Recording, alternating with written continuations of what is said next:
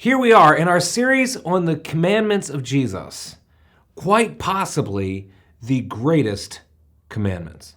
Let's read it. From Matthew chapter 22, verses 34 through 40. When the Pharisees heard that he, Jesus, had silenced the Sadducees, they gathered together. One of them, a lawyer, asked him a question to test him.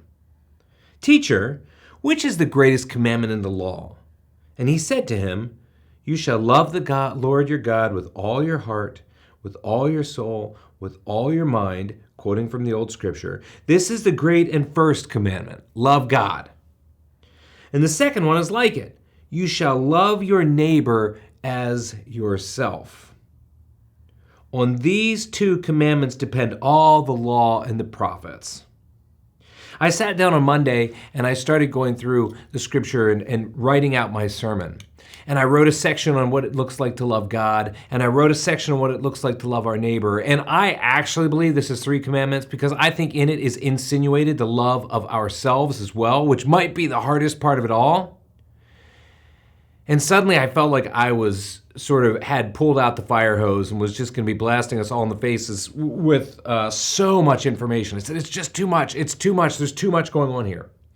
So ultimately I decided to punt all 3 of these loves to a 3-part series that's going to be at the end of our commandment series.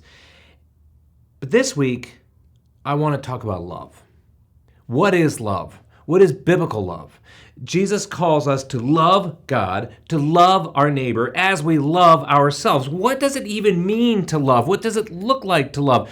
How do we understand love coming out of this scripture? How do we understand love coming out of other scriptures? We're going to look a lot at 1 John because 1 John has some beautiful, amazing words about love. We're going to study what it looks like to love. I'll give you a little secret.